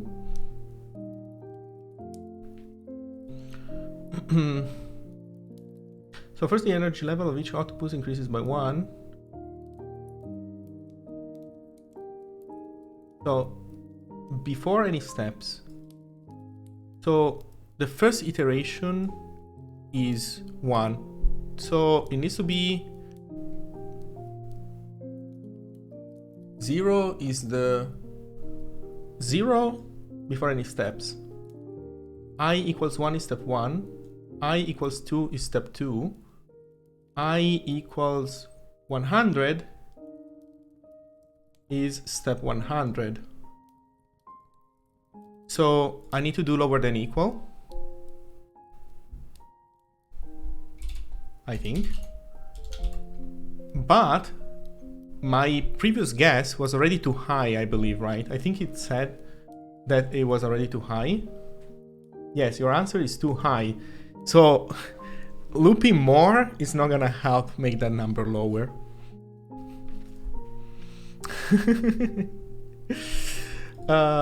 So am I making like a terrible logical mistake in here? Let me think about it. So every loop, we increase every counter. Oh wait, every loop, like what is this is spent thing? There's not gonna be spent case in this case. So the +1 happens to everybody. We increase everything.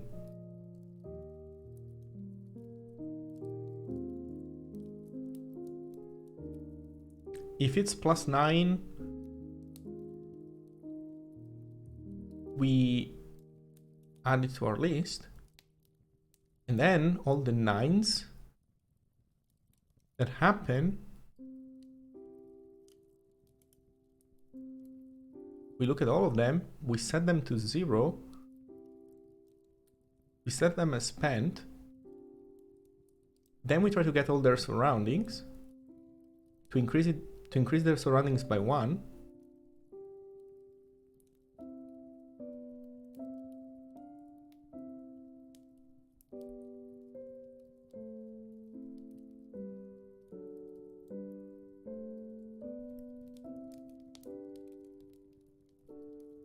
Let me double check that the things match up. Plus plus, plus nothing, plus minus, nothing plus, nothing minus, yeah, nothing plus, nothing minus, minus plus, minus nothing, minus minus. I don't think I missed a combination of these things, and they all seem to be matching.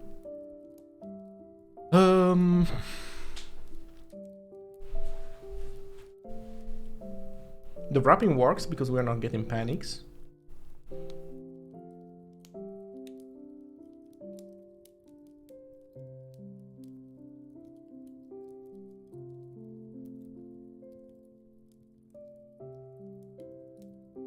And we need to count the number of pops.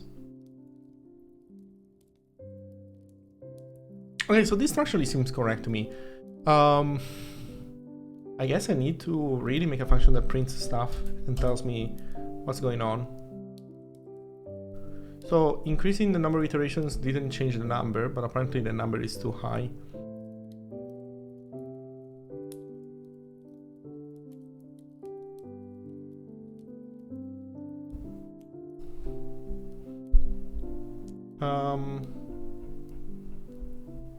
I guess I can do it with this. I can change this. I can change the input to this example input, I guess, and see if it diverges.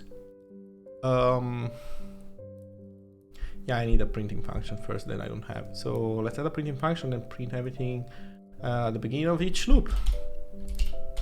So actually, I can already do this, I think.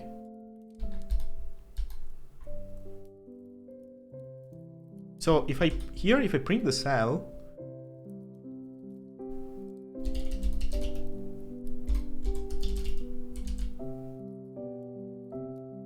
do I want to do this way? It's gonna be ugly anyway, so let's not do this. Let's just do it like this.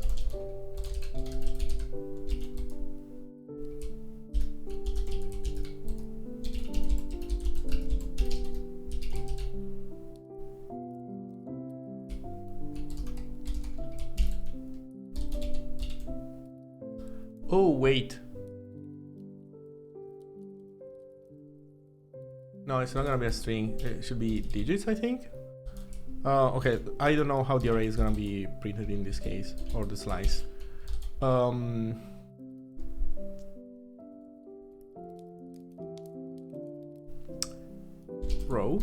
Can I just print rows like this? I hope I can. Maybe D is the wrong specifier, but let's see.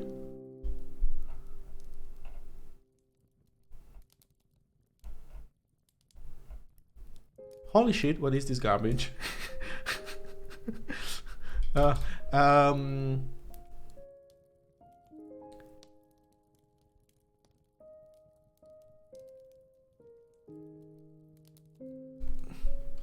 Hey Andre, I never heard of Zig. What is it used for usually? It's a general purpose programming language, so you can use it for programming basically whatever you want. But it's a programming language that really cares about resource efficiency and control over the machine. So it works, I guess, best as a programming language or programs where you're not like messing around too much. Like if you're doing data science, maybe Zig is not exploratory data science, maybe Zig is not the right fit for you. But otherwise, if you're like doing software engineering where you need to build a software that shouldn't suck, that shouldn't crash, that shouldn't hog a ton of memory, Zig is a good fit. So it's not a scary systems programming language, but it is a programming language with manual memory management, and my matrices are all messed up. What's up with that? So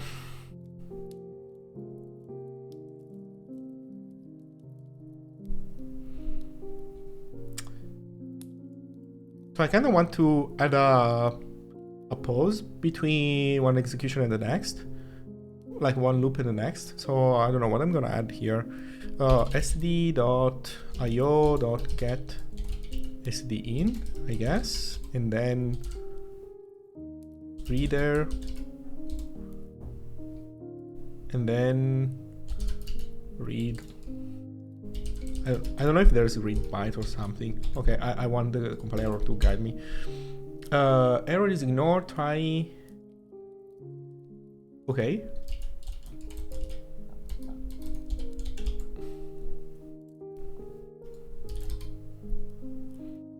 Expression value is ignored.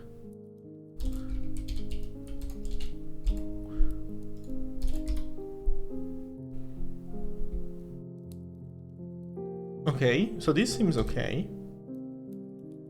Everything goes up by 1. That seems okay. Any 9? I think there were no 9s in here, but now there are. So let's look at this 9. This 9 basically should explode.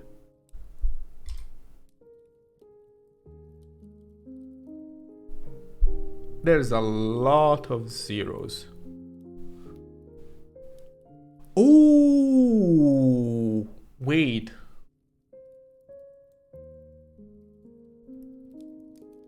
This should not be the case, should it?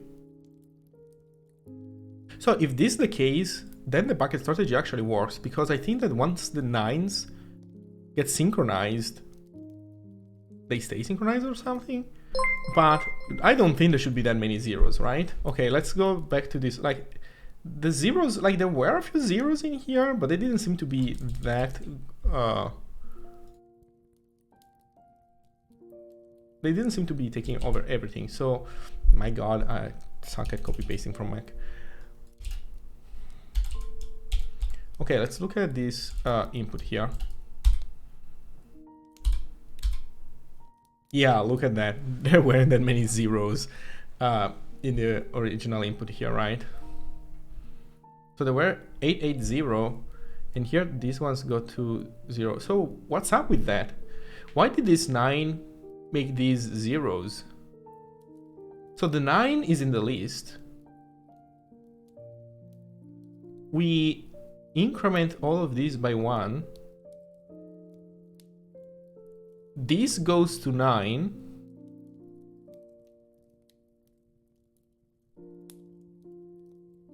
But that doesn't make us add this to the list. It just puts it to 9, right? And it should be at 9. Should it not? No. Oh my God, did I misunderstand the problem description this hard? This actually goes to 0, but the vicinity hasn't exploded yet. Don't tell me that the flash of light is when going from 0 to 1.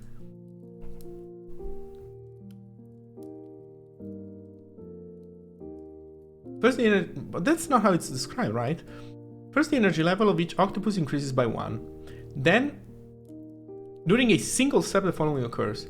Then any octopus with an energy level greater than 9 flashes. If this causes an octopus to have an energy level greater than 9, it also flashes. This process continues as long as new octopuses keep having their energy level increased above 9. But they only flash at most once per step. Finally, any octopus that flashed during this step has its energy level set to 0 and it used all of its energy to flash.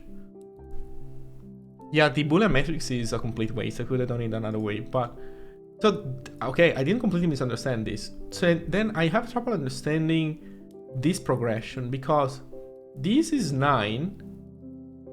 Oh wait, 9 doesn't make it explode.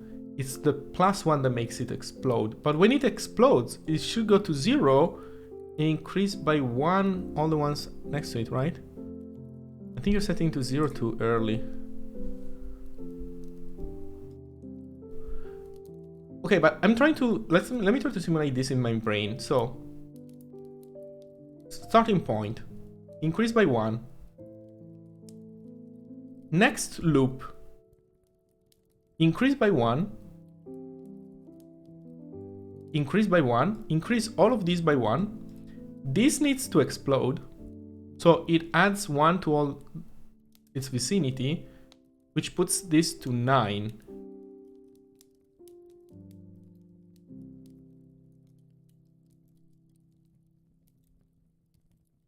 Right? Setting to 0 only happens after all the things has exploded.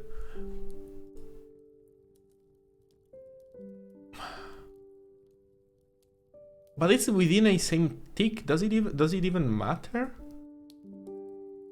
Like, okay, so you're saying that I'm setting this to 0 too early, but it doesn't matter, right? Because this is exploding right now. It's not, and it's like it's on cooldown, so it's not gonna matter if it's set to 0 now or later. That 8 turns into a 9 from the global +1, then it gets another +1 from the neighbor exploding, so it explodes.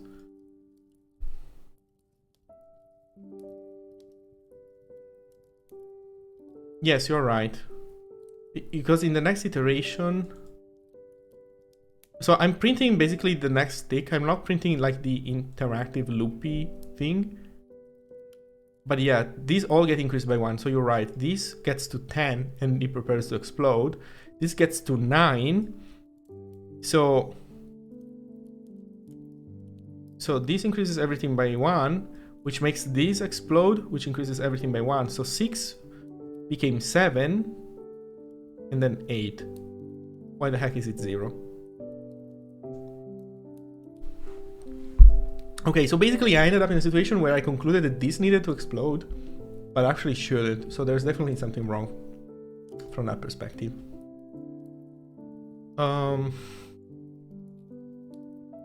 So how can I do this?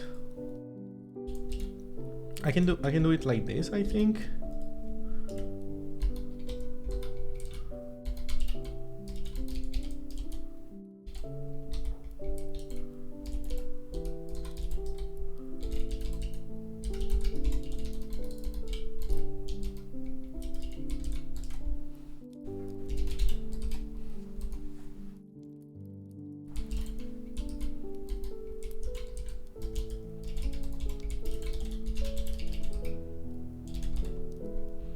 So I print the tick, and then I think I can print the state of things.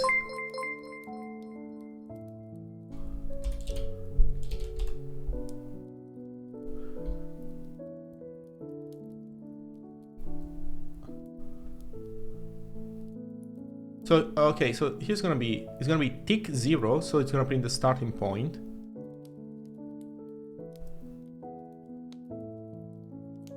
And this is gonna print the tick and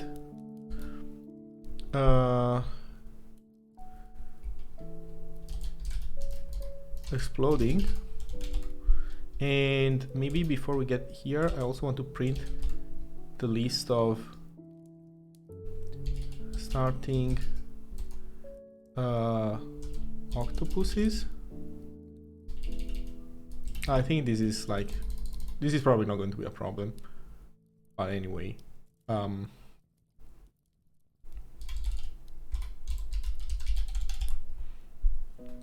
okay, let's do some debugging. So tick 0, and tick 0 has no starting octopuses. So then we get in tick 1. Tick 1 has a ton of octopuses.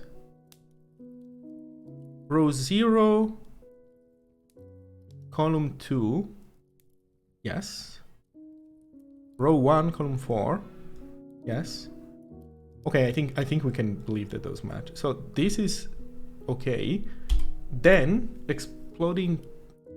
So we're still exploding during tick number 1.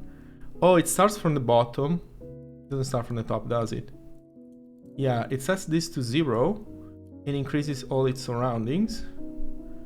Yes. Also, you know what? Let me make this better. These should be like d colon 0. Oh, d colon space greater than 2, I think.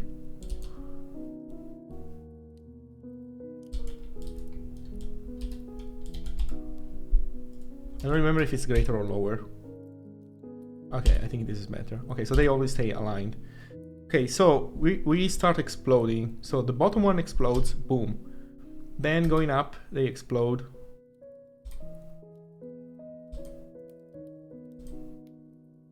Increasing the surroundings. Okay, it's annoying because I started reasoning about the top part and now we are doing other parts that I don't care about.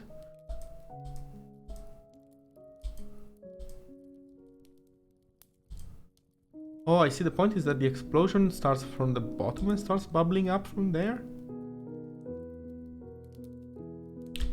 So is the problem the fact that I'm iterating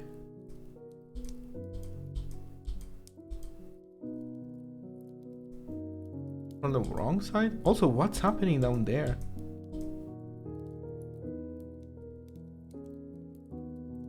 Why is this 9 becoming a 10, 11? Why are we in tick 1 and this 9 becomes a 10? What?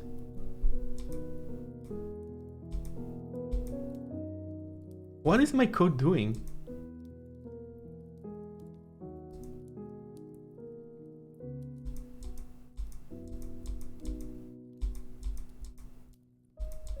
What is going on?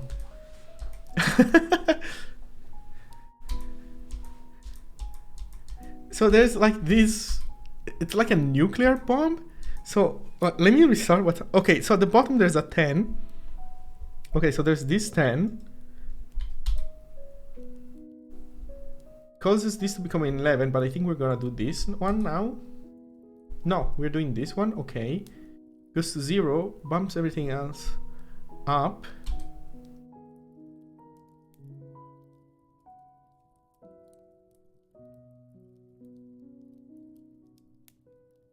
Holy shit, I know what the problem is. I think.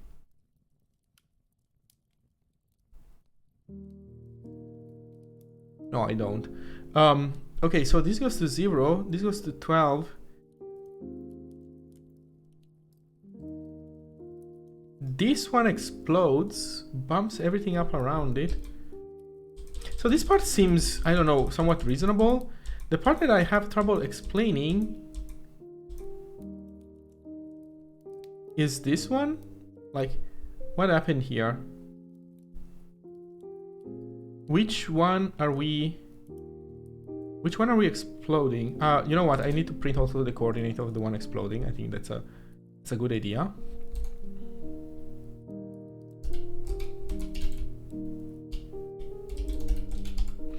So we print also the position, but there's 100% something funky going on.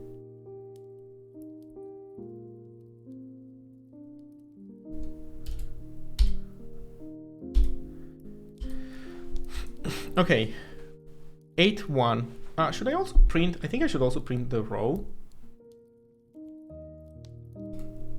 Let's also print the row so that's easier to follow.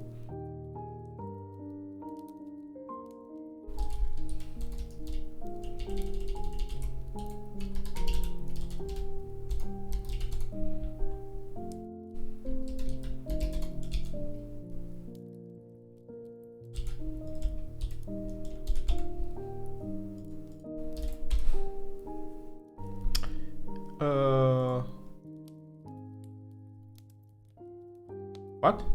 What did I do? Unexpected type, write error or void.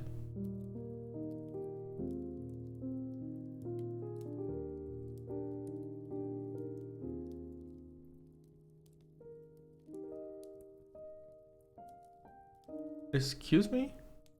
Or is it because I'm trying to shadow I somehow? No, I'm not shadowing I anywhere. What is going on? Square brackets. Oh, yes. Now I understand the problem. It's like, okay, I put the square brackets, but I need to specify that it's a thingy. Oh right, and because the error was up here. Computer format string I. Oh yes. Also, I'm double dumb. Like I doesn't have any meaning. Okay. I goes out there.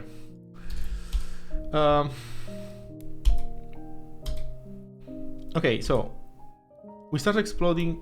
So we started exploding row 9 call 2. We started exploding this one. It explodes. That's fine. Then we explode 7-2.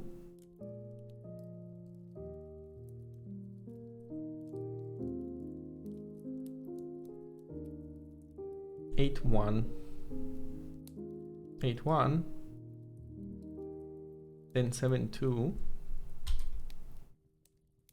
then 8-3. Okay, this one seems reasonable. Let's go to the insane ones. Okay, so what happened here? So who made? So okay, this one was a 13, then made this, there was a 9, became a 10. So this increased the ones around here. Okay, so that's fine. Then the explosions go up here. Ensure they're only flashing one per step. They are, or rather, the logic is there. Maybe it's wrong, but the logic is there. 5-4. So it's going up, the explosion rate. 4-5, 5-2, 4-2, 4-3. So 5-2.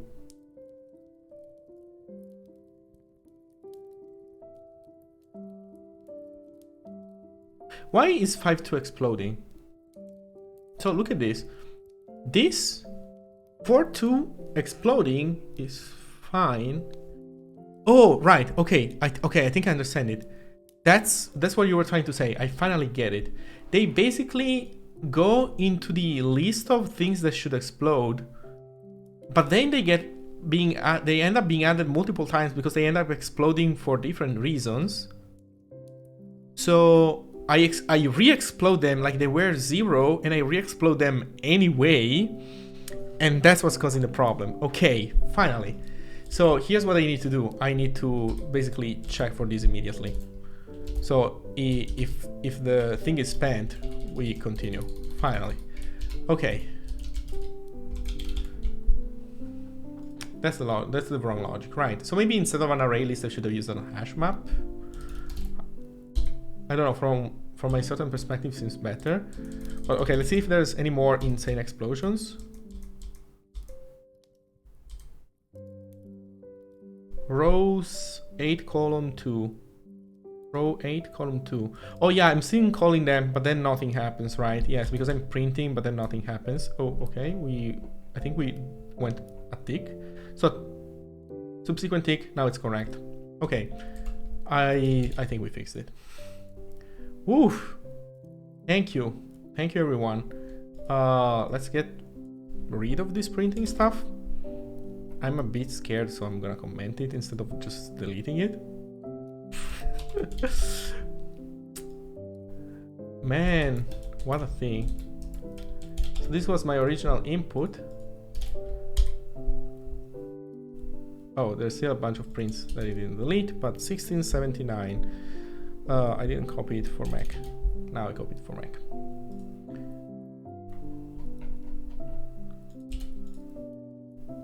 Ooh. The answer is too high.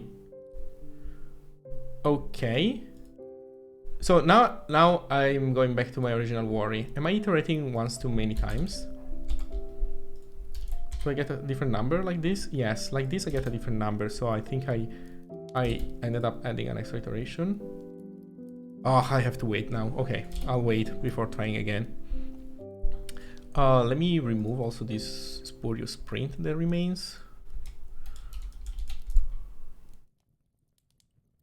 I don't think I have other spurious prints. The suspense, yeah.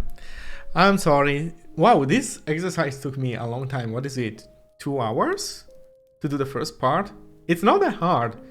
It's just annoying to program. This is, I think, an exercise that would have been much easier to do like in a more dynamic language where you just don't care about what you're doing and you just toss stuff here and there.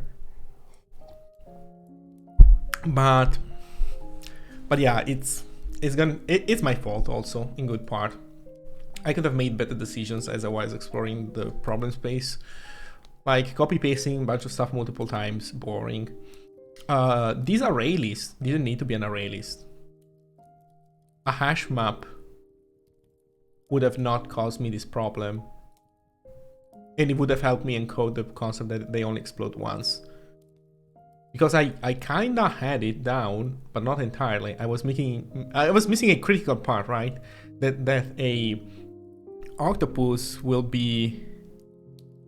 could be already submitted to the exploding list, but not have been processed yet, and then it ends up exploding because of something else. I didn't really see the problem except for queue and the set for visited nodes. It was easy to get allocation free. Oh, you know what? Yes, I say hash map, but basically I needed to use a set, and I didn't use a set. I think that if I had used a set, I would have not had this problem, but whatever. Are we good? Yay, we're good. Okay, it seems like the individual flashes aren't bright enough to navigate. However, you might have a better option. The flashes seem to be synchronizing. In the example above, the first time all octopuses flash simultaneously at step 195. After step 193, 94, 95. Okay, if you can calculate the exact moments when the octopuses will all flash simultaneously, you should be able to navigate through the cavern. What is the first step during which all octopuses flash? God damn it, this is the Chinese remainder theorem. Although I don't think you can apply it because there's geometry in there. but it kinda is. Oh my god, is this gonna be... No, I think if we can simulate it, right? If we want. I think we can. So we want all of them to be... So what's the question? You can calculate the exact moment where all octopuses will flash simultaneously. So we actually don't care about counting the total flashes, right? Okay, let me copy this function. Man, thankfully the second exercise is not super hard, assuming there's no exponential computation problem.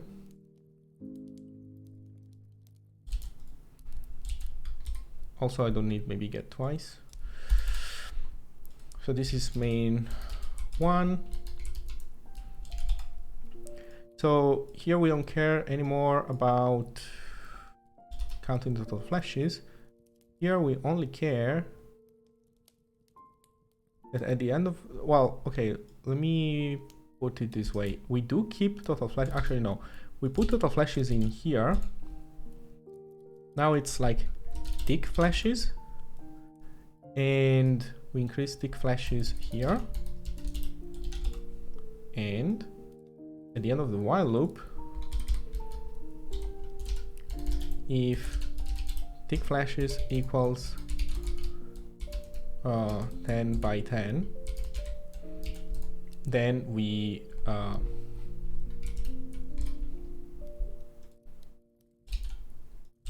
print the result, which is going to be tick flashes, and here, and we return. And I think we can do a print here where we say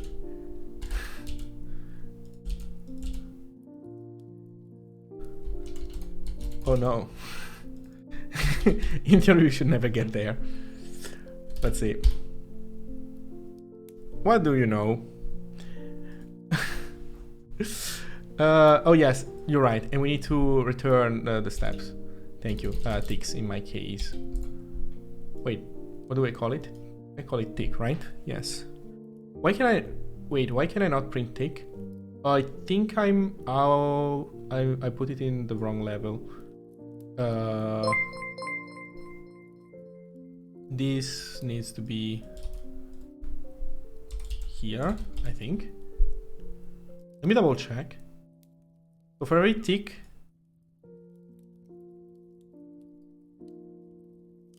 no, that is wrong. This needs to be here. So there's this big while loop where we do the popping, and if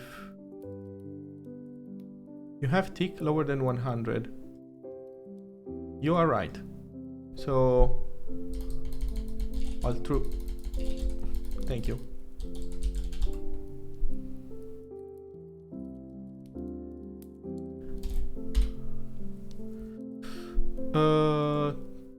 Tick.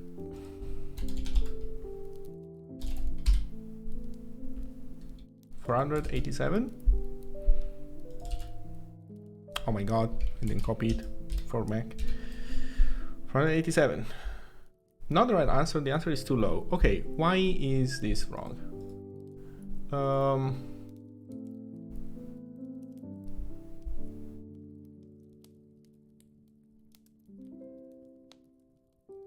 Because I'm so... No, I'm not so dumb. Why? So tick flashes, is that every tick? Yes. Oh, off by 1, is that it?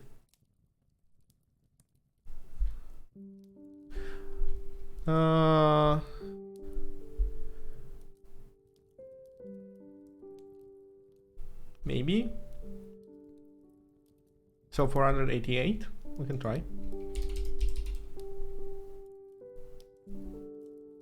I have to wait. Let's think about it here in the meantime. Yeah, I think you're right, because the tick number here is, the number of ticks is +1, yeah.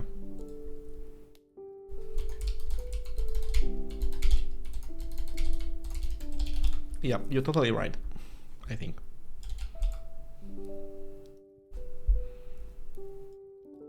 Yay, definitely, yes.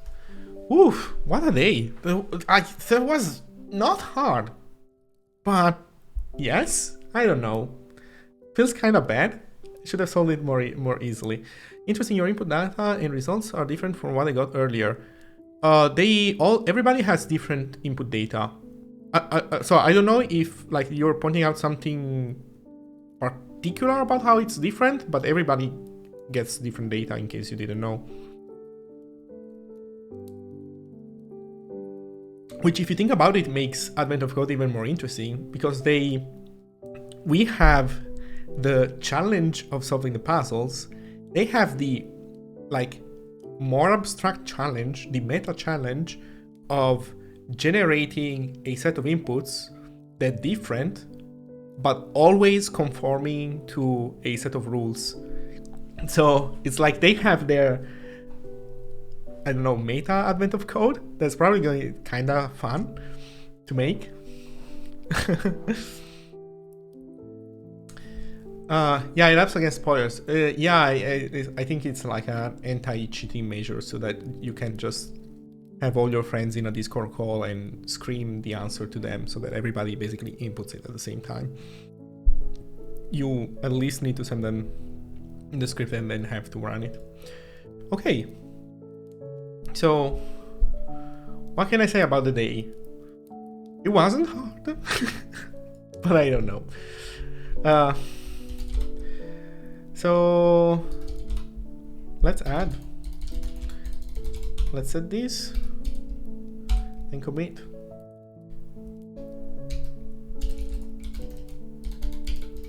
Day 11.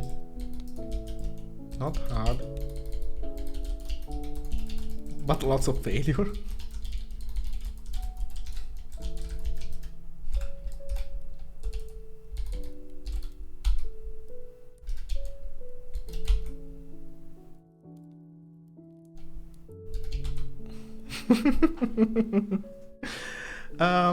Well, I hope this was a good opportunity to learn stuff about Zig. One thing that I'm sorry about that I ended up doing is this complicated thing where I'm returning a pointer to a cell in the matrix. And I think that's like something that you normally don't really do much, and it makes everything seem worse. But I think the failure is kind of mine, because given the number of arguments that I'm passing to this freaking function and how this has to return pointers, I think it's kind of clear that this is a bad function. And the reality is that basically I wanted to do this. Yeah, this is basically an operation that you want to do in line. And I promise you the compiler is going to inline this garbage. But the problem is that I was in copy-paste mode, right? So I wanted to avoid overcomplicated what I was copy-pasting. And so basically that failure cascaded into a long list of annoying problems. You know what I'm gonna do before I end the day? I'm going to take a look at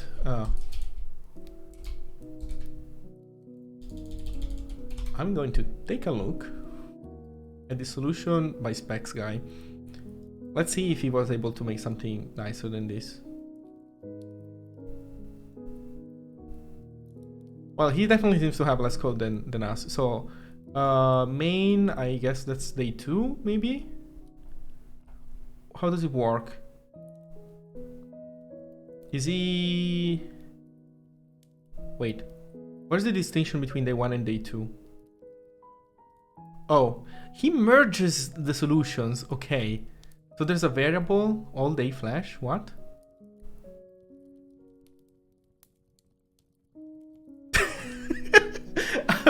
I was hoping it would make something more clean. He has an optional use size that he uses to decide whether you should be the first or the second case, basically.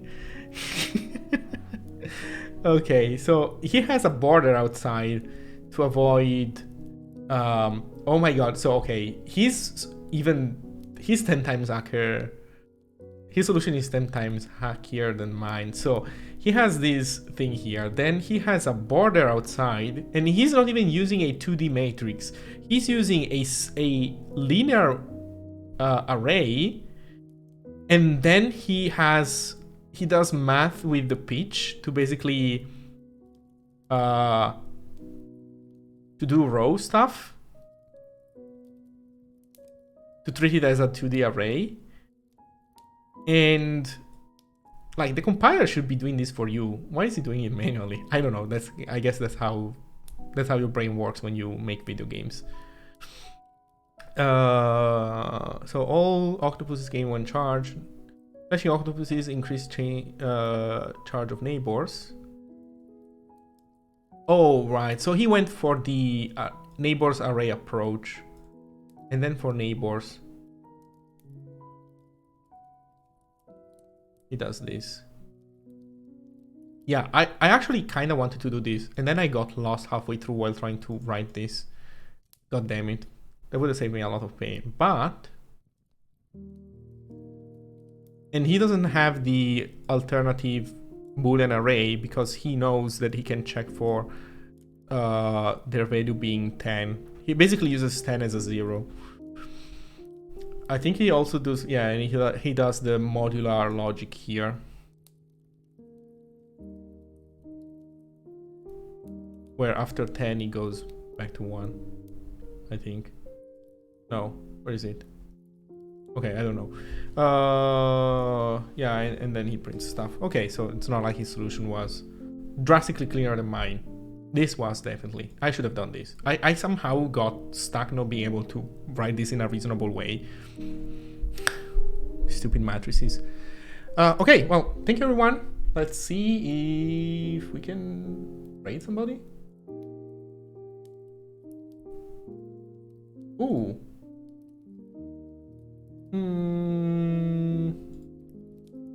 Let's take a look. You know what? No rates today. Everyone, have a good day.